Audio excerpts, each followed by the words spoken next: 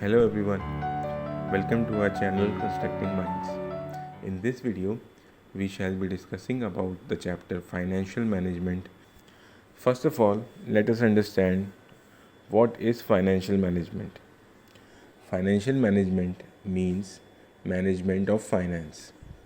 Finance means money or funds required for carrying out business activities. Management is judicious use of these funds to carry out the business operations effectively. Now, let us understand the meaning of business finance. As explained above, finance is the money required for carrying out business activities. The money is used for establishing a business, purchase of assets for the business such as machinery, furniture, etc., or for payment of expenses incurred such as salaries, rent of office building, electricity bills, etc. The funds that we just discussed may not be readily available to the person who wishes to start a business.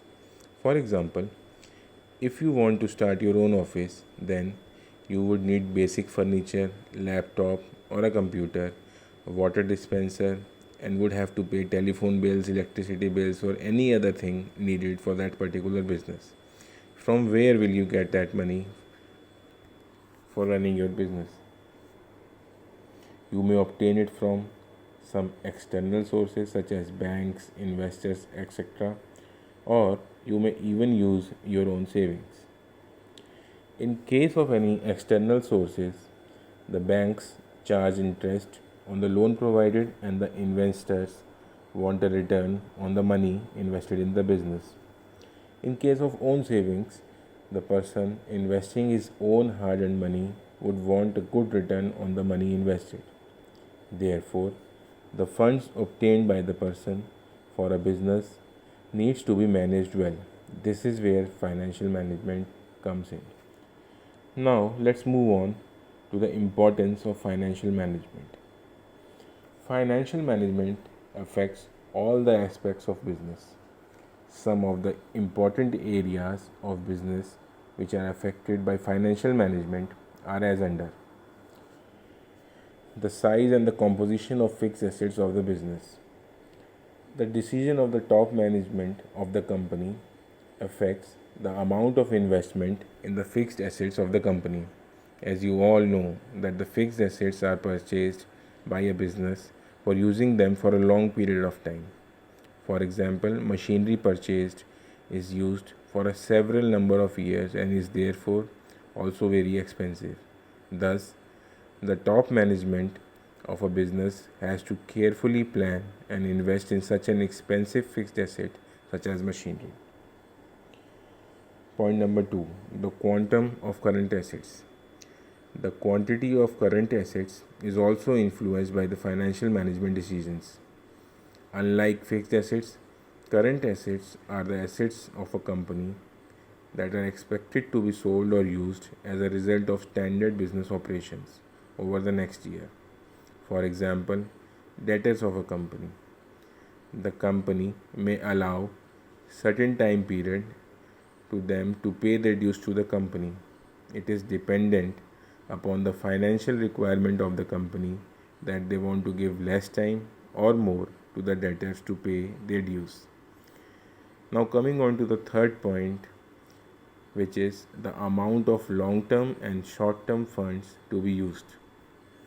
Financial management involves decision about the long-term and the short-term funds to be taken by the company. Short-term loan is basically for less than a year. The long-term loan can be repaid after a longer time limit. Therefore, in case of a short-term finance, the company has to repay more quickly.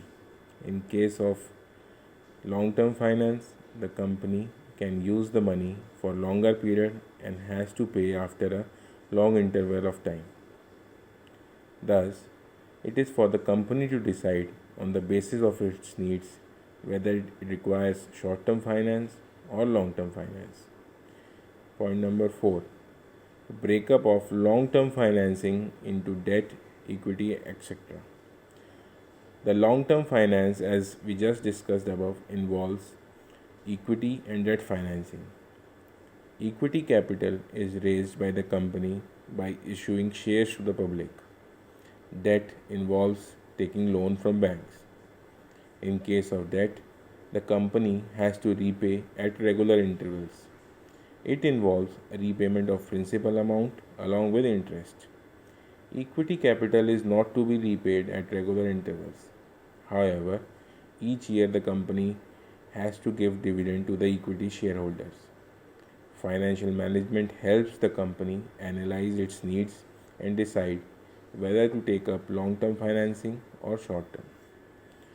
Coming to point number 5, the financial management decisions also affect the profitability of the company. For example, higher amount of loan taken increases the interest expenditure and thus lowers the profit. Similarly, large expenditure on purchase of fixed assets increases the depreciation component. Hence, the company should also keep the profitability in mind while taking decisions, which is also a part of financial management. Now, let us understand what are the objectives of financial management. The main and the most important objective of financial management is to maximize the wealth of those who have invested money in the business. The aim of the company must be to take sound financial decisions which increase the market value of shares of the company and thus leads to shareholders' benefit. Another major objective of financial management is minimization of cost. When the company decides to invest in a new machinery, it should aim that the benefit obtained from the machinery purchase should exceed the cost. Now let's move on to the financial decisions. The finance function of a business is concerned with three broad decisions. First, the investment decisions, second, the financing decision, and the third is the dividend decisions. Now, we shall look at all these decisions one by one. First of all, coming on to the investment decision. Now, as we discussed in the beginning, the funds for the business are an important resource for the business. Accordingly, the company has to judiciously use and invest these funds to get maximum benefit. The investment decision relates to how the company's funds are invested. Investment decisions of a company may be long term or short term. Looking at the long term investment decision now, the long term investment decision can also be called capital budgeting decision. Such decisions involve a large amount of expenditure. Usually, such decisions, once taken, are irreversible. For example, it can be purchase of machinery. It involves huge expenditure and once purchased and installed by the company, it cannot be removed. Even if it is decided to remove the machinery, it again involves huge expenditure. Therefore, the company has to carefully plan before taking long term investment decisions so that it gets maximum benefit at the least cost. Now, we shall be looking at some of the factors which affect these capital budgeting, that is, long term investment decisions of the company. First of all, it is the cash flows from the project. When a company decides to invest a large amount of money, it expects to earn more than the cost incurred. For example, machinery purchased by the company would be used for production of some goods. The goods will be sold in the market and the company will earn money. The amount of goods produced and their sales should be carefully analyzed by the company before investing funds in purchase of machinery such that the earnings should exceed the cost incurred for the purchase of machinery. Second important point is the rate of return. The company has to consider the rate of return before taking a capital budgeting decision. For example, there are two projects, A and B. both with the same risk involved. Project A is with a rate of return of 10% and project B is with a rate of return of 12%. Then, under normal circumstances, project B should be selected because of the higher rate of return. Third point is the investment criteria involved. The decision to invest in a particular project involves a number of calculations regarding the amount of investment, interest rate, cash flows, and the rate of return. Suppose a machinery costs 1 crore but gives revenue of 10 lakhs per month. Similarly, a machinery B costs rupees 90 lakhs but it may give revenue of 9 lakhs per month. The company has to compare the cost to be incurred on the machinery and the revenue it generates. There are various techniques to compare the different alternatives. The company has to select appropriate technique to compare and select the most suitable alternative. Now moving on to the short-term investment decisions. A short-term investment decision involves decisions regarding cash, bank, debtors, etc. As discussed before in this lecture, a company may allow certain time period to its customers to pay the dues depending upon the fund requirement by the company. These are also called working capital decisions. Now we move on to the financing decision. Financing decision involves identification of various sources of finance. Finance has to be taken from various sources. The main sources of finance are shareholder funds. Shareholder funds involve raising funds from the public, which is the form of share capital. It also includes using internal funds such as saving from the profits of the previous years. The other source of finance is borrowed funds. Borrowed funds include raising funds by issuing debentures or taking loan from banks. The company has to decide carefully, keeping in mind the costs involved in raising such funds and the time of repayment. The factors which affect the financing decisions are as follows. Point number 1, the cost of finance. The cost of raising funds is an important factor to determine the raising of funds. For example, in case of equity share capital, there is no repayment involved, but the company has to give dividend to keep the shareholders happy. Whereas in case of loan, the company has to give fixed interest and also repay at regular intervals. Point number 2, risk. Risk is also a factor to determine the source of finance. The risks associated with different sources of finance are different. Moving on to the third point, the flotation costs. The flotation costs refer to the costs incurred by the company in raising finance. The company involves various parties to raise finance, such as lawyers, banks, etc. The lawyers and banks charge their fee. The company has to consider the costs of these parties before deciding the source of finance. Another major important point is the cash flow position of the company while deciding the source of finance. If the company has a strong cash flow, then it can select borrowed funds such as loan because it can give interest and repay on a regular basis. Another point which the company has to consider while deciding the source of finance is the fixed operating cost of the company. The fixed operating costs of the company are generally those costs which are incurred on a regular basis, such as the electricity bills, salaries of the employees, etc. In case the company has high fixed operating costs such as rent, electricity, salaries, the company would not prefer to choose debt finance because it will add another fixed expense, that is interest, to its expenditure. In case fixed operating expenses are less, then the company can go for debt financing. Another important point is the control consideration by the company. In case of equity financing, the major decisions relating to the company are taken after approval from the shareholders, which is a very long process. In case of debt finance, this is not the case. Therefore, in case the company wants to have more control over the business decisions, then it can go for debt financing. Moving on to the next point, which is the state of capital market. Health of the capital market may also affect the choice of source of fund. During the period when stock market is rising, more people invest in equity. However, a depressed capital market may make issue of equity shares difficult for any company. Moving on to the third major decision of the company, which is the dividend decision.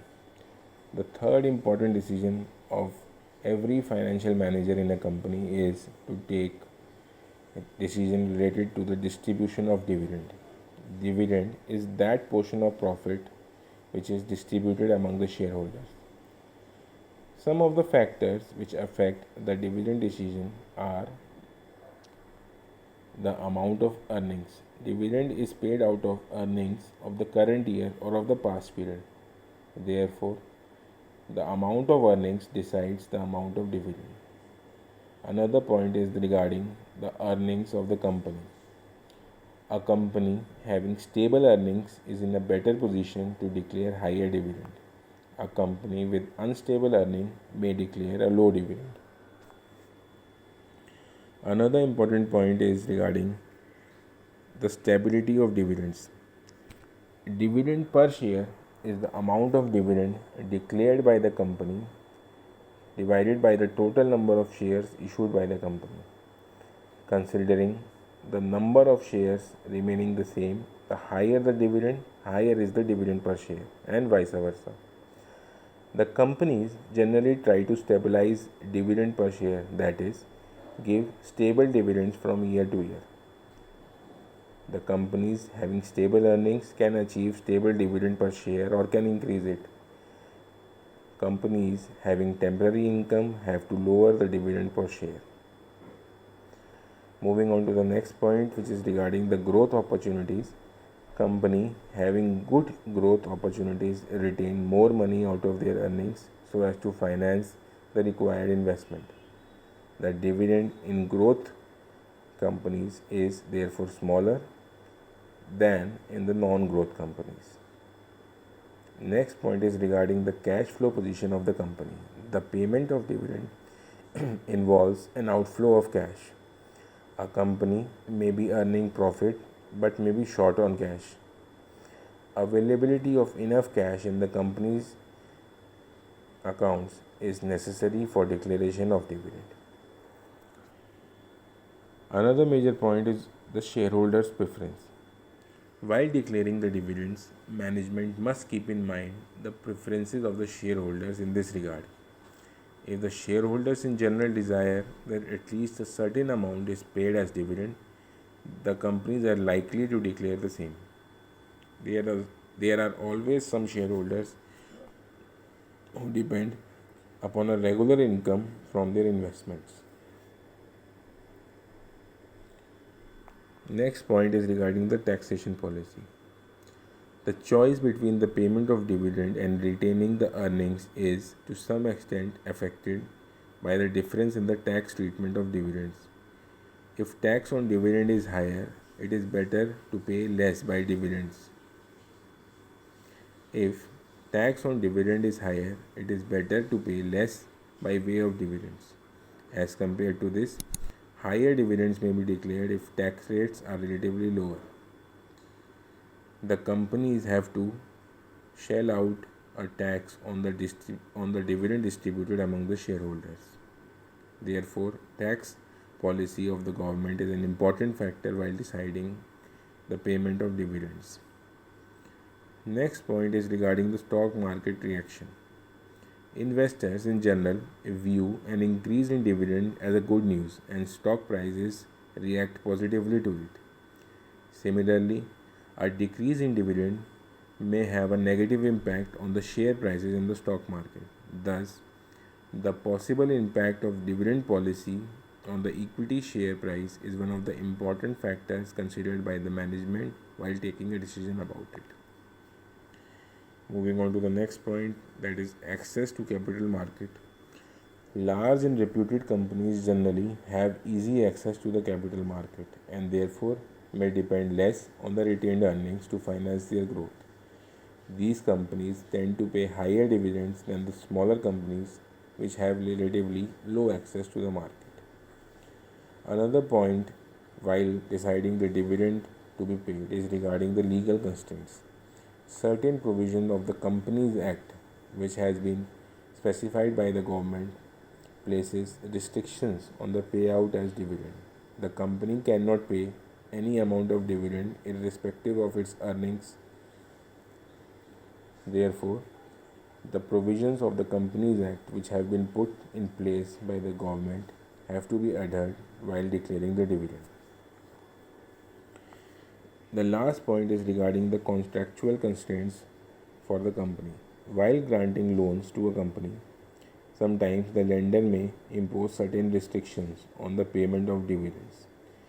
The lender ensures that the repayment of his loan is done by the company on a regular basis and the money is not spent while payment of dividends. Therefore, the companies are required to ensure that the dividend does not violate the terms of the loan agreement in this regard. Thank you for listening and watching this video. We shall be coming up with more such videos in future. Please like, share and subscribe our channel. Thanks a lot.